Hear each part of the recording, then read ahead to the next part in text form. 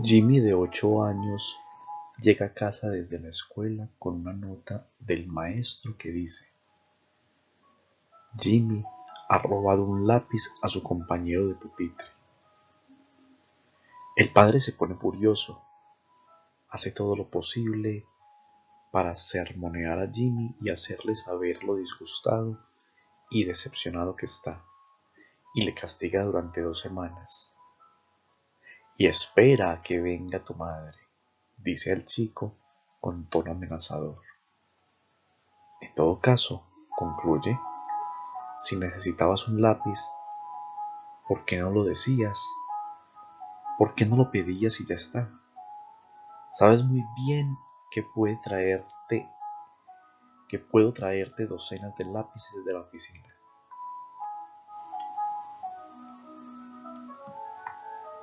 Bueno, ya se imaginarán ustedes de dónde lo saca ese padre de la oficina, o por qué puede traerle docenas de lápices de la oficina. Es un chiste, sí, pero es una realidad también. Y posiblemente se nos escapa una sonrisa porque reconocemos la complejidad de la deshonestidad humana que nos es inherente a todos.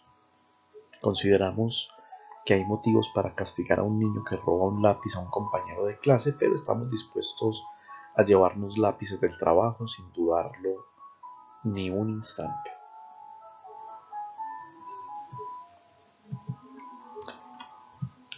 Eh, retomando a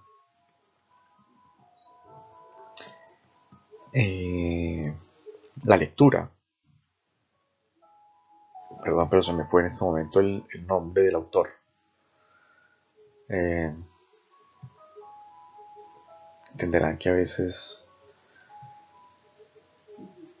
me falla la memoria de esta manera. Dan Ariely, ya, por fin. Retomando a Dan Ariely, dice, para Nina, On y yo, este chiste daba a entender que ciertos tipos de actividades pueden relajar con más facilidad nuestros patrones morales. Pensamos que quizá, si incrementábamos la distancia psicológica entre una acción deshonesta y sus consecuencias, el factor de tolerancia aumentaría y los participantes engañarían más. No es que en general queramos animar a la gente a engañar más, desde luego, pero a los efectos de estudiar y entender el engaño, queríamos ver qué situaciones e intervenciones podían debilitar los estándares morales de la gente. Para verificar la idea, primero probamos con una versión universitaria del chiste del lápiz. Un día me metí a hurtadillas en una residencia de estudiantes del MIT e introduje en varios frigoríficos uno de 2 cebos tentadores. En la mitad metí un paquete de 6 Coca-Colas. En los otros deslicé una bandeja de papel con 6 billetes de $1. Volví de vez en cuando para ver cómo les iba a las latas y el dinero, midiendo lo que en términos científicos denominamos la vida media del dinero y la Coca-Cola. Como cualquiera que haya estado en una residencia estudiantil probablemente supondrá, en el espacio de 72 horas desaparecieron todas las Coca-Colas. Pero lo curioso es que nadie tocó los billetes. Los chicos podían haber cogido un billete de $1, ir a la cercana máquina expendedora y sacar una lata y el cambio. Pero no lo hizo nadie. Debo admitir que no se trata de un gran experimento científico, pues los estudiantes ven a menudo latas de Coca-Cola en el frigorífico pero una bandeja con billetes es algo más bien raro. De todos modos, esta pequeña prueba sugiere que los seres humanos están dispuestos a robar algo que no tenga atribuido explícitamente un valor monetario. Esto es, algo que no lleve la cara de un presidente muerto. Sin embargo, nos abstenemos de robar dinero en tal medida que hasta el más piadoso maestro de escuela dominical se sentiría orgulloso de nosotros.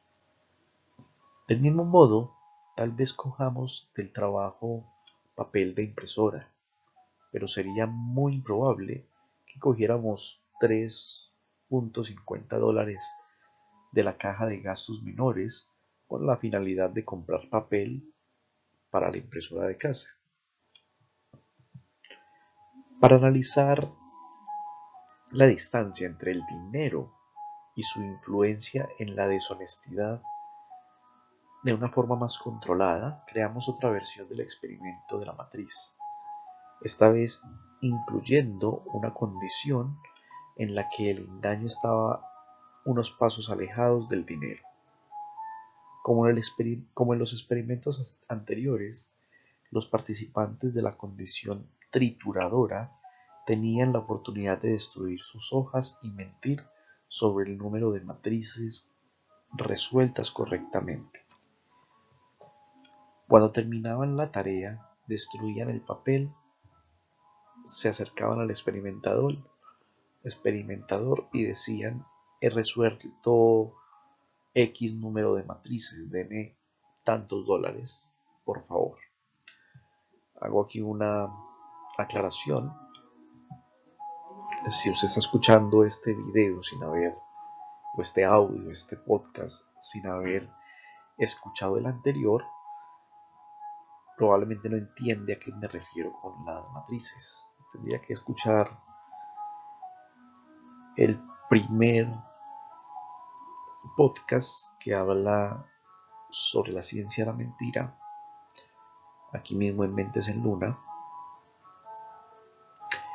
para poder comprender en qué consisten esos experimentos planteados por Dan Ariely. Bueno, continuando, la innovación del nuevo experimento era la condición de ficha, semejante a la de la trituradora, salvo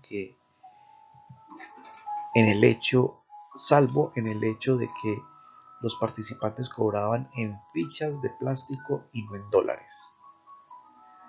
En la condición de ficha, tan pronto acababan de, de destruir sus hojas, los participantes se acercaban al experimentador y decían: he resuelto X número de matrices, deme X número de fichas, por favor. Una vez las recibían, caminaban unos 4 metros hacia la mesa próxima, donde las entregaban y recibían dinero contante y sonante. Resultó que quienes mentían por fichas, resultó que quienes mentían por fichas que unos segundos después se convertían en dinero, engañaban más o menos el doble que quienes mentían directamente por dinero. Debo confesar que, aunque me había imaginado que los participantes en la condición de ficha engañarían más, me sorprendió el aumento que acompañaba al hecho de estar unos pasos alejados del dinero. Las personas tienden a ser más deshonestas en presencia de objetos no monetarios como lápices o fichas que ante dinero de verdad. De todas las investigaciones que he llevado a cabo a lo largo de los años, lo que más me preocupa es que cuantas más tarjetas de crédito hay en la sociedad, más empeora nuestra brújula moral. Si estar solo a unos pasos del dinero puede incrementar el engaño hasta ese punto, imaginemos qué puede llegar a pasar en una sociedad con un número creciente de tarjetas de crédito. ¿Será que robar un número de tarjeta es mucho menos difícil desde una óptica moral que robar dinero en metálico de una cartera? El dinero digital, por ejemplo, las tarjetas de débito o de crédito, tienen muchas ventajas, por supuesto, pero también, ¿acaso nos separa en cierto modo de la realidad de nuestras acciones? Si estar a unos pasos del dinero libera a la gente de sus ataduras morales, ¿qué pasará a medida que se vayan haciendo cada vez más operaciones bancarias online? ¿Qué le pasará a nuestra moral personal y social cuando los productos financieros sean más confusos y estén menos visiblemente relacionados con el dinero? Pensemos, por ejemplo, en las opciones de compra de acciones, los derivados o las transferencias de riesgos crediticios.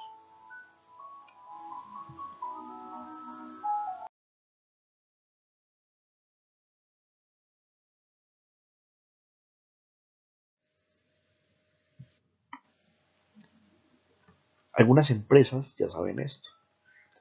Como científicos procuramos documentar, medir y examinar minuciosamente la influencia de estar unos pasos lejos del dinero. Sin embargo, me parece que algunas empresas captan intuitivamente este principio y sacan provecho del mismo. Veamos, por ejemplo, esta carta que recibí de un joven consultor. Estimado doctor Ariely, hace unos años me licencié en economía en una prestigiosa universidad y he estado trabajando en una empresa de asesoramiento económico que proporciona servicios a bufetes de abogados. He decidido ponerme en contacto con usted porque he estado observando y participando en un documentado fenómeno de exageración de horas facturables por parte de consultores económicos. Hablando en plata, una estafa. Desde las personas de más rango hasta el último analista, la estructura de incentivos de los ascensos estimula el engaño. Nadie verifica las facturas por una tarea determinada. No hay directrices claras sobre lo que es aceptable. Y si nuestro nivel de facturación es bajo en comparación con los demás, tenemos todos los números para que nos despidan. Esos factores crean el entorno perfecto para el fraude endémico. Los propios abogados se llevan una sustancial tajada de cada hora que facturamos, de modo que les da igual si tardamos más en acabar un proyecto. Ellos sí tienen algún aliciente para mantener los costes bajos a fin de no enfurecer a sus clientes, pero muchos de los análisis que efectuamos son muy difíciles de evaluar. Los abogados saben esto y parecen utilizarlo en beneficio propio. De hecho, estamos engañando en su favor. Nosotros mantenemos el puesto de trabajo y ellos obtienen un ingreso adicional. He aquí algunos ejemplos específicos de cómo se engaña en mi empresa. Se nos echaba encima un plazo de entrega y estábamos trabajando sin parar. El presupuesto no parecía ser un problema, y cuando pregunté cuánto tiempo de mi jornada debía facturar la jefa, una directora de proyectos de nivel medio, me dijo que tomara la totalidad del tiempo que yo estaba en la oficina y le restara 2 horas, una para el almuerzo y la otra para la cena. Le dije que había hecho otras pausas mientras el servidor ejecutaba mis programas, y ella contestó que podía contarlas como pausas de salud mental que más adelante se traducían en una mayor productividad. Un buen amigo mío de la empresa se negó de plano a sobrefacturar, por lo que su índice global de facturación fue aproximadamente un 20% inferior al promedio. Admiro su honradez, pero cuando llegó la época de los despidos, fue el primero en irse a la calle. ¿Qué clase de mensaje se nos estaba mandando a los demás? Una persona factura cada hora que está revisando su correo para un proyecto, con independencia de si está recibiendo trabajo o no. Está de guardia, dice. Otro tipo suele trabajar en casa y factura muchísimo, pero cuando está en la oficina parece que nunca tiene nada que hacer. Hay más ejemplos de esto. Sin duda soy cómplice de esta conducta, pero ahora que lo veo con más claridad quiero resolver el problema. ¿Me puede aconsejar algo? ¿Qué haría usted en mi situación? Atentamente, Jonah.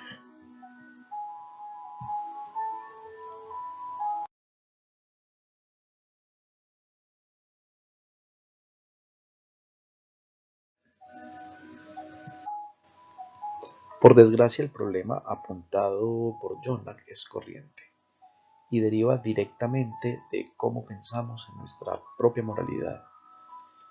Hay otro modo de considerar la cuestión.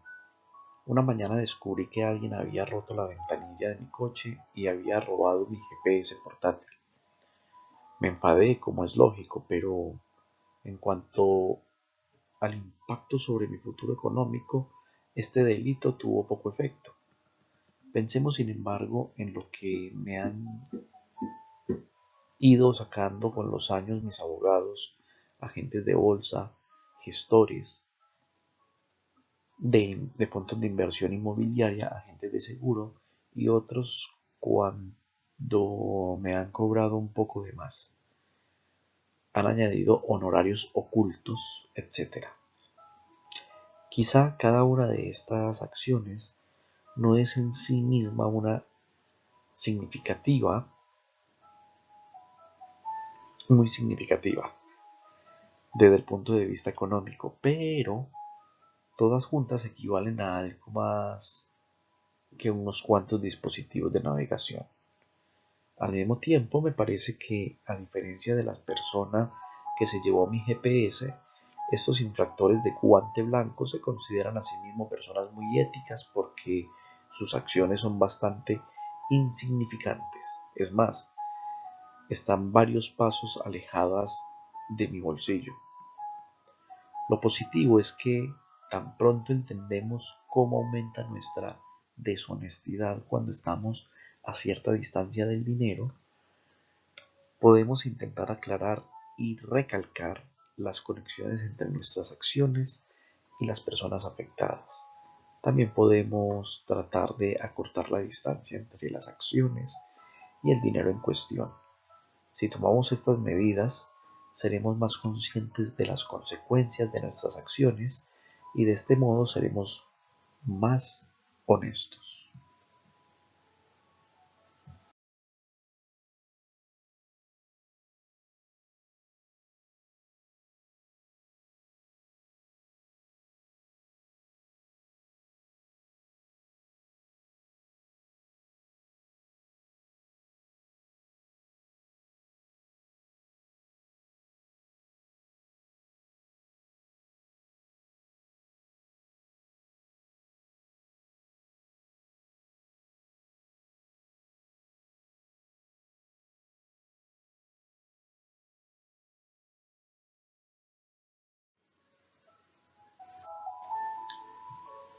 Una vez establecido cómo funciona y se extiende el factor de tolerancia, lo que queríamos averiguar era si podíamos reducirlo y conseguir que la gente engañase menos.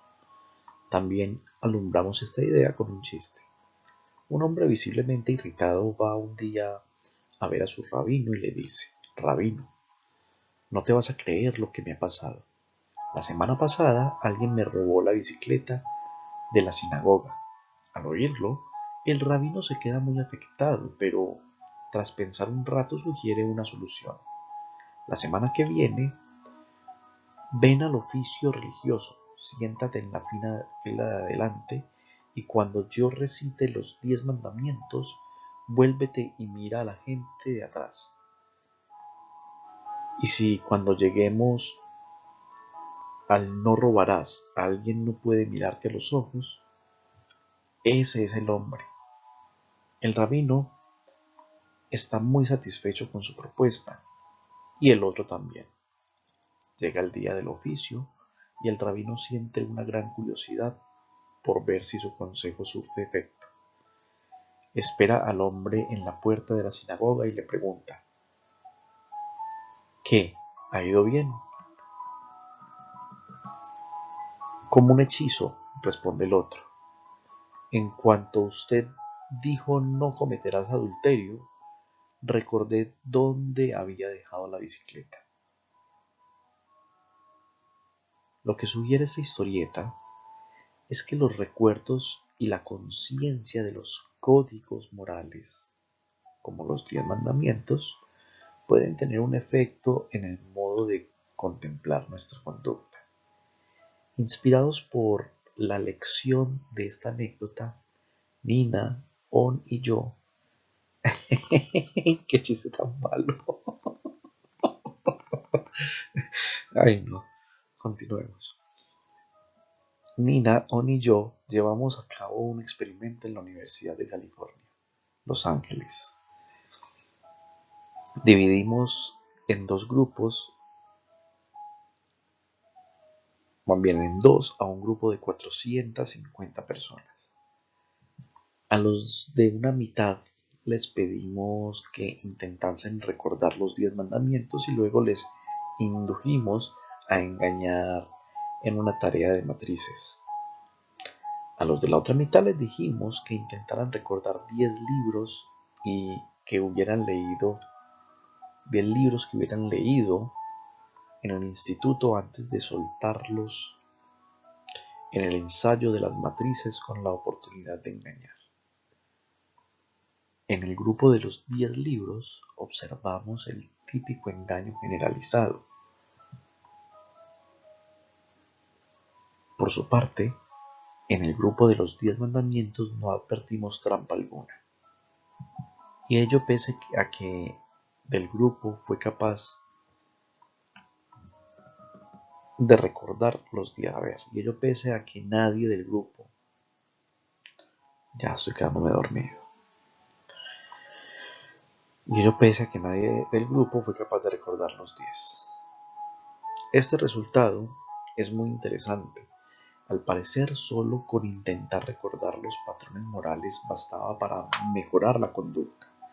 En otro intento por verificar ese efecto, pedimos a un grupo de autoproclamados ateos que jurasen sobre la Biblia y luego les ofrecimos la oportunidad de reclamar ganancias extra en la tarea de las matrices. ¿Qué hicieron los ateos? No se apartaron del buen camino. Estos experimentos con avisos morales sugieren que la disposición y la tendencia a engañar podrían disminuir si contamos con recordatorios de patrones éticos. Sin embargo, aunque el uso de los 10 mandamientos y la Biblia como mecanismo de creación de honestidad puede ser útil, introducir principios religiosos en la sociedad como medio de reducir el engaño no sería muy práctico, aparte de que hacer eso violaría la separación de la Iglesia y el Estado. Así empezamos a pensar qué métodos más generales, prácticos y laicos para reducir el factor de tolerancia, lo que nos llevó a examinar los códigos de honor que ya rigen en muchas universidades.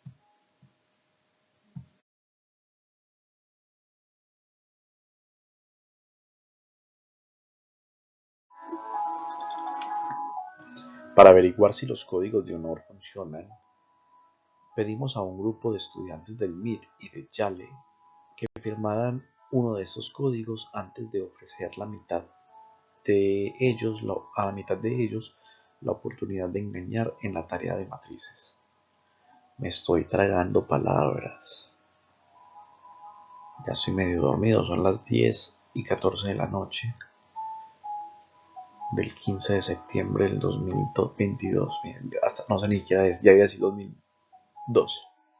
Me tragué hasta 20 años ya. Eh, bueno, ando sin internet. Iba a ser un fin de semana largo.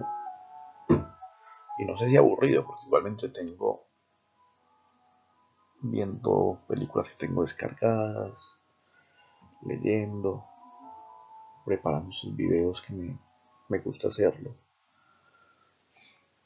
Y ya cuando pueda lo subiré, pero va a ser un fin de semana muy largo y tedioso sin internet. Bueno, retomando, la declaración decía así: me consta que este experimento es conforme a las directrices del Código de Honor del MIT Yale. Los estudiantes a quienes no se había pedido que firmasen engañaron un poquito, pero los del MIT y Yale que habían firmado no engañaron en absoluto. Y ello a pesar de que ninguna universidad tiene un código de honor. Algo parecido al efecto que jurar sobre la Biblia tenía sobre los ateos autoproclamados. Vimos que funcionaba un código de honor en universidades que no lo tenían, pero ¿qué pasaba con las universidades que cuentan con un código de honor sólido? ¿Sus estudiantes engañarían menos siempre o engañarían menos solo si firmaban? Afortunadamente, yo estaba a la sazón en el Instituto de Estudios Avanzados de la Universidad de Princeton, una gran placa de Petri para evaluar esa idea, no sé qué leí. Yo estaba a la sazón en el Instituto de Estudios Avanzados de la Universidad de Princeton, una gran placa de Petri, no sé qué es eso, no tengo internet para averiguar, para evaluar esa idea. Bueno, vamos a ver si lo entendemos más adelante. La Universidad de Princeton tiene un riguroso sistema de honor vigente desde 1893. Los alumnos nuevos reciben una copia de la Constitución del Código de Honor y una carta del Comité de Honor que deben firmar antes de matricularse. Durante su primera semana también asisten a charlas obligatorias sobre la importancia del Código de Honor. Después de las clases, los princetonianos noveles hablan del sistema con su grupo asesor de la residencia. Como si todo esto no bastara, uno de los grupos musicales del campus, el Triangle Club, interpreta su canción del Código de Honor para los recién llegados. Puro conductismo, ¿sí o no? Acá. Bueno, durante el resto del tiempo que pasan en Princeton, se les recuerda una y otra vez el Código de Honor. Firman uno al final de cada trabajo que presentan.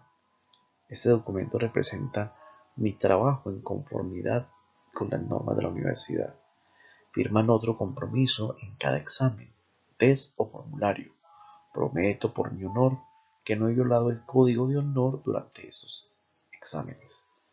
Reciben del comité de honor emails bianuales recordatorios para ver si el curso intensivo de moralidad de Princeton tiene efectos a largo plazo. Esperé que transcurrieran 2 semanas desde que los alumnos nuevos hubieran concluido su formación ética antes de inducirles a engañar, dándoles las mismas oportunidades que a los de MIT y Yale, que no tenían código de honor ni seguían un curso de una semana sobre honestidad académica. Los estudiantes de Princeton, aún relativamente reciente su inmersión en el código de honor, eran más honestos cuando realizaban la tarea de las matrices. Es pregunta. Pues lamentablemente no. Cuando los de Princeton firmaban el código de honor, no engañaban nada. pero los de Mead y Yale tampoco. Sin embargo, si no se les pedía que firmaran el código, engañaban tanto como sus homólogos de Yale o del Mead. Por lo visto, el curso intensivo, la propaganda sobre moralidad y la existencia de un código de honor no tenían una influencia duradera en la fibra moral de los princetonianos. Estos resultados son a la vez deprimentes y prometedores. Por el lado deprimente, parece que es muy difícil modificar la conducta para ser más éticos y que un curso intensivo no basta. Me parece que esta ineficacia es también aplicable a buena parte de la formación ética que tiene lugar en empresas, universidades y escuelas de negocios. En un sentido más general, el resultado da a entender que cuando se trata de ética, crear un cambio cultural a largo plazo es un verdadero desafío. En el aspecto positivo, parece que cuando simplemente nos recuerdan los patrones éticos, nos comportamos de manera más íntegra. Es más, descubrimos que el método firme aquí del código de honor funciona tanto cuando la deshonestidad tiene un coste claro y sustancial, que en el caso de Princeton conllevaba expulsión, como cuando no hay un coste específico, como en el de Mead y Yale. La buena noticia es que las personas dan la impresión de querer ser honestas, por lo que acaso sería aconsejable incorporar recordatorios morales a situaciones que nos inducen a ser deshonestos. Un profesor de la Universidad Estatal de Middle Tennessee acabó tan harto de los engaños entre sus alumnos de administración de empresas que decidió utilizar un código de honor más drástico. Inspirado en nuestro experimento de los 10 mandamientos y su efecto en la honestidad, Thomas Tank pidió a sus estudiantes que firmasen un código de honor por el que se comprometían a no copiar en los exámenes. El compromiso decía también que si hacían trampas, lo lamentarían el resto de su vida e irían al infierno. Qué bacano. Me acabé de acordar que tengo que calificar unos trabajos y no tengo internet. Diablos. Ay, tengo que hacer eso cuanto antes, aparte tengo que entrar a la plataforma. Bueno, tengamos fe de que mañana va a volver el internet. Porque ya hoy no creo que vuelva, aparte ya me voy a dormir.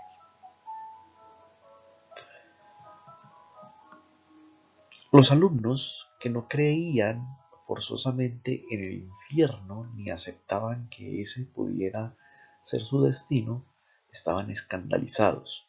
El compromiso llegó a ser muy polémico y quizá con toda lógica.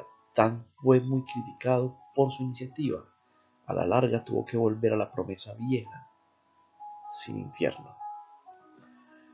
Con todo, supongo que, pese a su breve existencia, esa versión extrema del código de honor tuvo un efecto indiscutible en los estudiantes.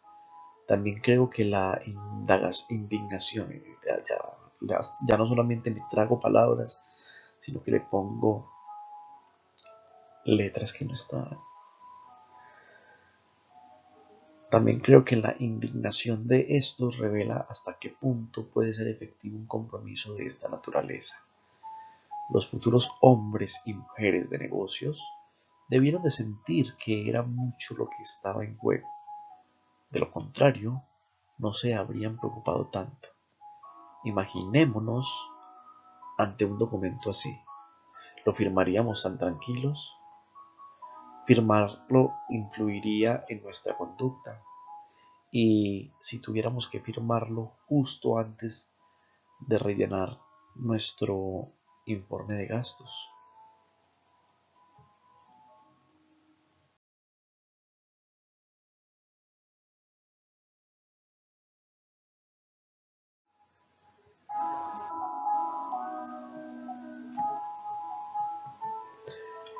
Valerse de los códigos de honor para poner freno a los engaños en una universidad está muy bien, pero ¿funcionarían estos recordatorios morales también en otra clase de trampas y en entornos no académicos? ¿Podrían ayudar a evitar el engaño, pongamos, en la declaración de renta o en las reclamaciones al seguro? Esto es lo que Lisa Shu, estudiante de doctorado de Harvard, Nina Massar, Francesca Gino, profesora de Harvard, Max Wasserman, profesor de Harvard, y yo, Dan Ariely, o sea, no yo, sino Dan Ariely, nos propusimos analizar. Empezamos reestructurando nuestro experimento estándar de las matrices para relacionarlo con las declaraciones fiscales. Después de que los participantes hubieran acabado de resolver la tarea de las matrices con su destrucción de hojas de ejercicio, les pedimos que anotasen el número de cuestiones que habían resuelto correctamente en un impreso que creamos a imitación del de la declaración de renta. Para que apareciera aún más que estaban trabajando con un impreso fiscal de verdad, en este se hacía constar claramente que sus ingresos estarían grabados con una tasa del 20%. En la primera parte se pedía a los participantes que consignaran sus ingresos, el número de matrices que hubieran resuelto correctamente. A continuación, el impreso incluía una sección para gastos de desplazamiento por la cual se podían reembolsar a los participantes gastos a razón de 10 centavos por minuto de tiempo de viaje, hasta un máximo de 2 horas, o sea, $12, y por el coste directo del transporte, hasta otros $12. Esta parte del pago estaba libre de impuestos, como un gasto profesional deducible. Luego se les pedía que sumaran todas las cifras para saber el pago neto. En el experimento había dos situaciones. En una, algunos participantes rellenaban todo el impreso y lo firmaban al final, como suele hacerse con los formularios oficiales. En esta situación, la firma suponía la verificación de la información. En la otra, los participantes primero firmaban el impreso y después lo cumplimentaban. Era nuestra situación de recordatorio moral. ¿Qué observamos? Los participantes de la situación de la firma al final engañaban añadiendo unas 4 matrices de más a su puntuación. ¿Y qué pasaba con los que firmaban al principio? Cuando la firma funcionaba como recordatorio moral, los participantes incluían solo una matriz de más.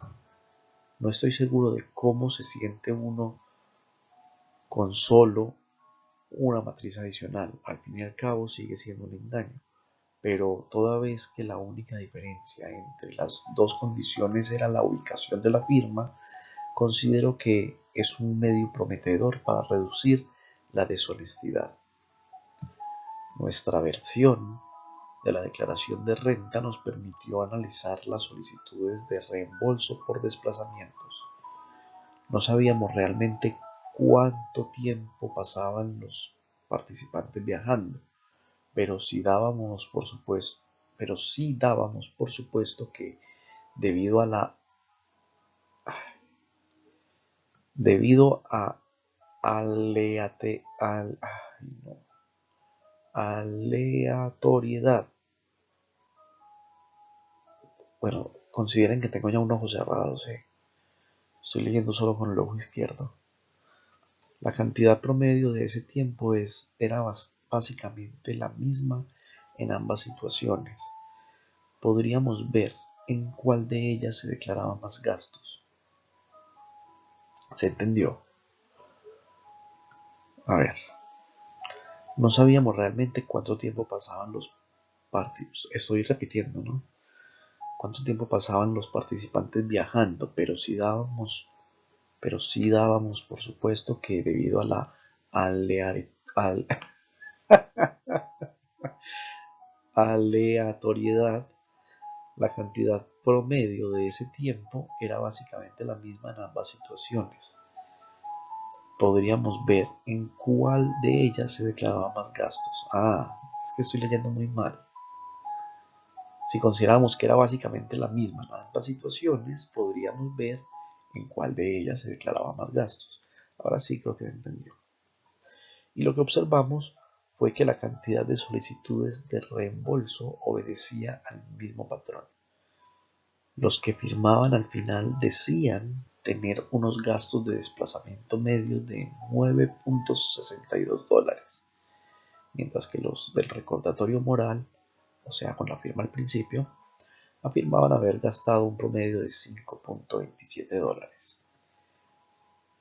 Con la prueba de que si las personas ponen su nombre en algún tipo de compromiso se ven empujadas a ser más honestas, al menos de forma temporal, enfocamos el asunto de Hacienda pensando que al tío Sam le alegraría enterarse de métodos para aumentar la recaudación fiscal. La interacción con Hacienda era más o menos así. Cuando hable de yo, me refiero a Dan Ariely, que es el autor, ¿ya? Entonces cuando los contribuyentes han terminado de introducir todos los datos en el impreso, es demasiado tarde. El engaño está más que consumado y no vendrá nadie diciendo, oh, tengo que firmar esto, déjeme rectificar y dar respuestas honestas. ¿Se da cuenta? Si la gente firma antes de introducir ningún dato, engaña menos. Lo que hace falta es una firma al principio, pues esto recordará a todos que deben decir la verdad. Hacienda. Sí, es interesante. No obstante, sería ilegal pedir a las personas que firmen al principio. La firma debe confirmar la exactitud de la información proporcionada. Yo. ¿Y si les pedimos que firmen dos veces? Una al principio y otra al final.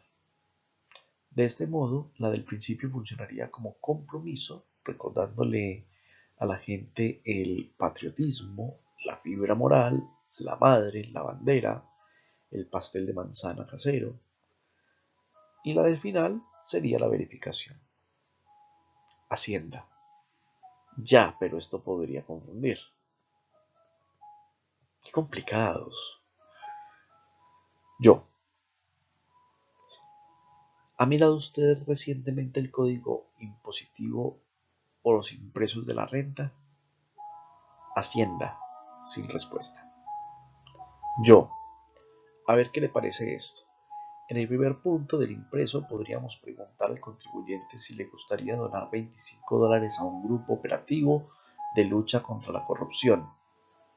Al margen de la respuesta concreta, la pregunta obligaría a la gente a meditar sobre su postura, sobre la honestidad y su importancia para la sociedad. Y si el contribuyente dona dinero a este fin, no solo expresa una opinión, sino que también avala su decisión con dinero. Y puede que ahora sea más probable que siga su propio ejemplo. Hacienda. Silencio sepulcral. Yo. ¿Este planteamiento acaso tenga otra ventaja interesante?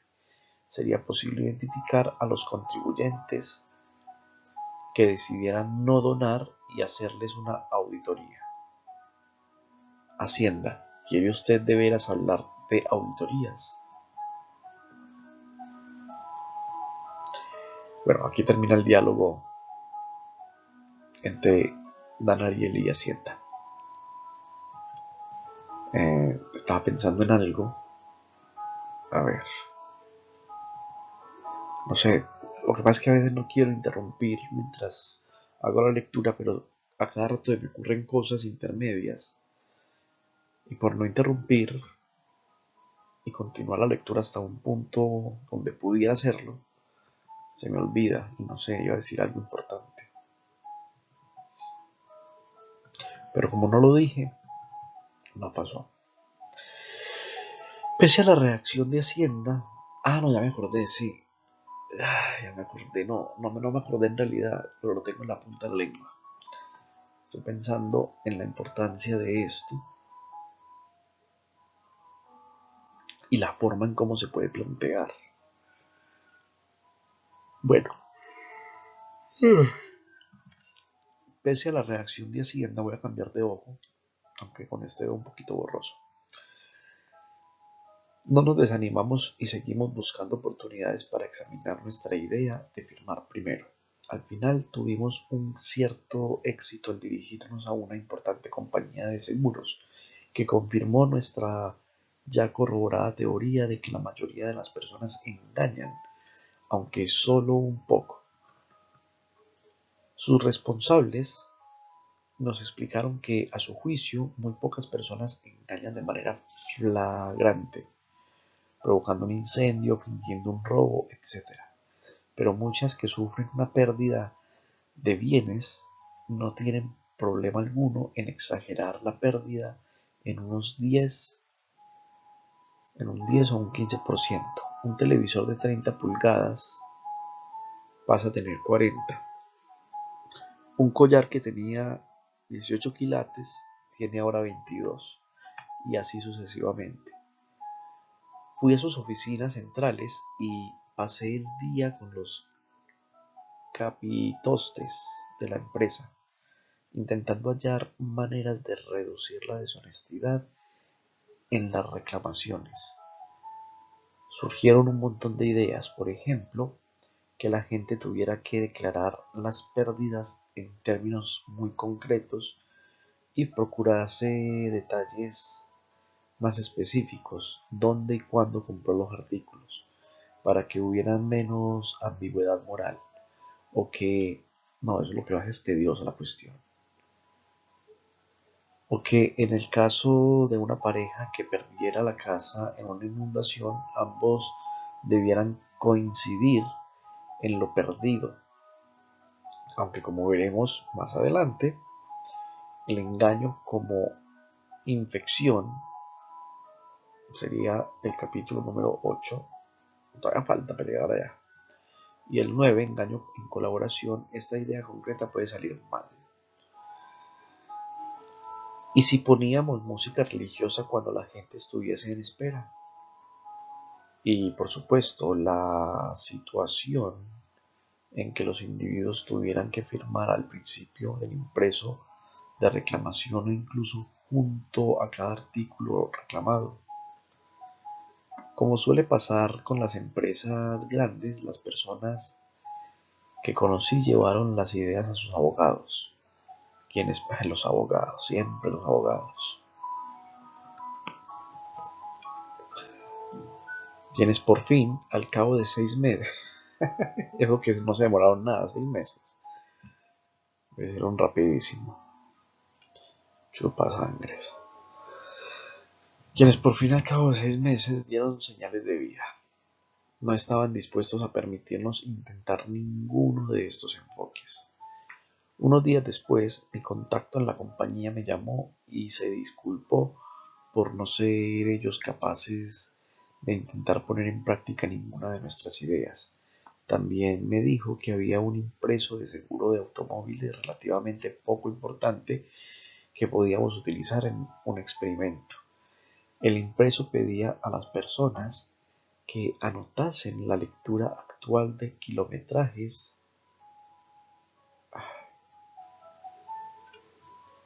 para poder así calcular la distancia recorrida durante el año anterior. Naturalmente, lo que querían ver reducida la, naturalmente, los que querían ver reducida la prima, acaso estuvieran tentados de mentir y declarar en el número de kilómetros inferior al real. La compañía de seguros nos dio 20.000 impresos que utilizamos para analizar la idea de firmar antes y después. Dejamos la mitad de los impresos con la declaración: prometo que la información que doy es cierta, y la línea para firmar al final de la hoja. En la otra mitad desplazamos la declaración y el sitio para firmar a la parte de arriba. Respecto a los demás aspectos, los dos impresos eran idénticos. Los enviamos a 20.000 clientes y esperamos un poco. Cuando los recibimos cumplimentados, estábamos listos para comparar el kilometraje declarado en ambos casos. ¿Qué nos encontramos?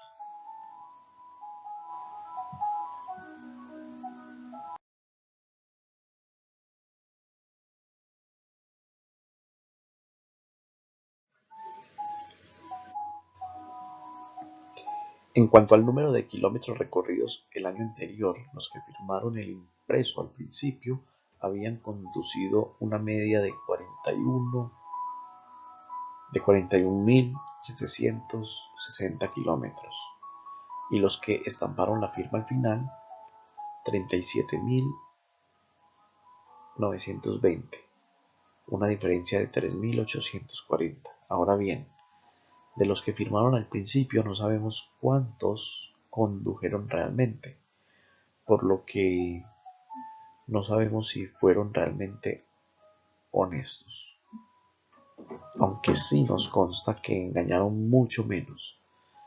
También es interesante señalar que esta magnitud de menor engaño, aproximadamente un 15% de la cantidad total de kilómetros declarados, era similar al porcentaje de deshonestidad observado en nuestros experimentos del laboratorio. En conjunto, estos resultados experimentales dan a entender que, aunque por lo general consideramos que las firmas son mecanismos de verificación de información y desde luego pueden ser muy útiles para alcanzar este objetivo, en la parte superior de los impresos también pueden actuar como profiláctico moral.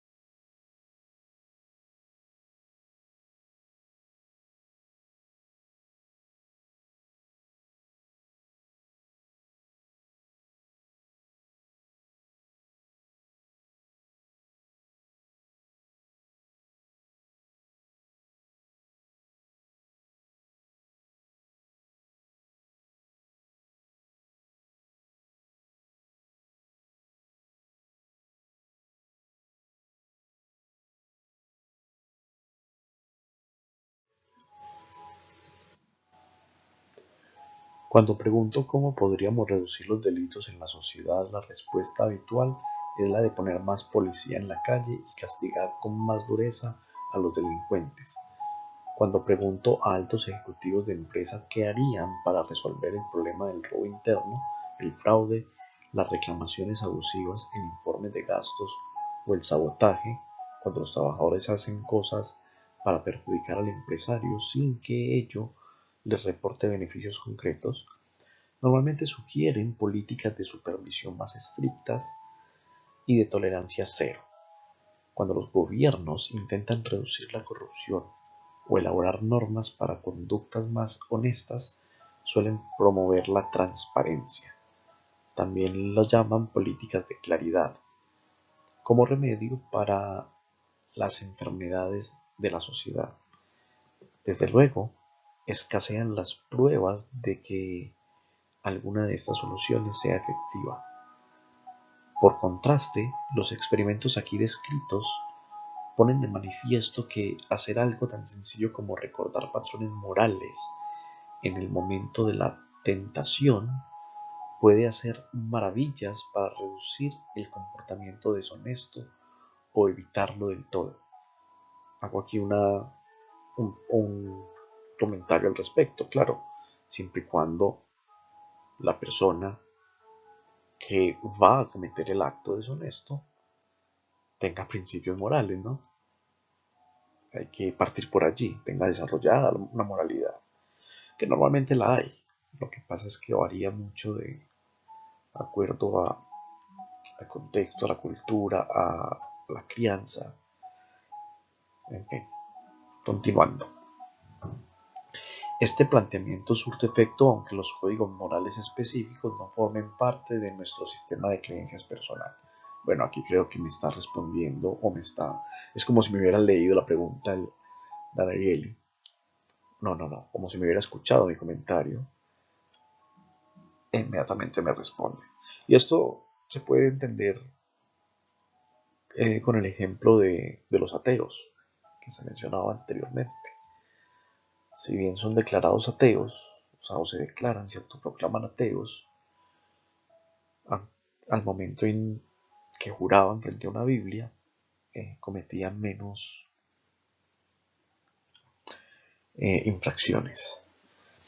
De hecho, está claro que gracias a los recordatorios morales es relativamente fácil que las personas sean más honestas, al menos por un tiempo. Si nuestro gestor nos pidiera que firmásemos un código de honor un momento antes de hacer la declaración de renta, o si el agente de la compañía de seguros nos hiciera jurar que estamos diciendo la verdad acerca de los muebles dañados por el agua, disminuirían las posibilidades de evasión fiscal y de fraude al seguro. ¿Qué conclusiones sacamos de esto? En primer lugar, hemos de reconocer que la deshonestidad se debe en gran medida al factor de tolerancia de la persona y no al smork. Bueno, el smork, eh, para los que apenas están escuchando este podcast y no escucharon en el anterior se explicó. El factor de tolerancia sugiere que, si queremos darle un buen palo al crimen, hemos de averiguar cómo cambiar el modo de racionalizar nuestras acciones. Cuando nuestra capacidad para racionalizar los deseos egoístas aumenta, también lo hace el factor de tolerancia, y así nos sentimos más cómodos portándonos mal y engañando. Y al revés, cuando se reduce nuestra capacidad para racionalizar las acciones, el factor de tolerancia disminuye, por lo que la mala conducta y las trampas nos incomodan más. Si tomamos este punto de vista para pensar en la variedad de conductas indeseables en el mundo, desde prácticas bancarias hasta antedatar, esa parte, antedatar, no sé qué es, opciones de compra de acciones, desde no pagar préstamos e hipotecas a defraudar impuestos. Ya, a ver, volvamos aquí un poco. Si tomamos este punto de vista para pensar en la variedad de conductas indeseables en el mundo, vemos que en la honestidad y la deshonestidad hay bastante más que cálculos racionales. Desde luego, esto significa que comprender los mecanismos implicados en la deshonestidad es más complejo y que combatir la deshonestidad no es una tarea fácil, pero también que sacar a la luz la compleja relación entre la honestidad y la deshonestidad será una aventura emocionante, una aventura que continuaremos analizando en los siguientes podcasts con los próximos capítulos de este libro de Dan Ariely. por qué mentimos. Ya, entonces en conclusión, ¿quieres evitar la deshonestidad? O por lo menos conclusión por ahora. ¿Quieres evitar o reducir las probabilidades de deshonestidad? Incluye algo, un verificador moral antes de la acción que se pretende. Un verificador o un condicionante moral. Y eso ayudará bastante a reducir esas probabilidades de que las personas cometan actos deshonestos. Hasta la próxima.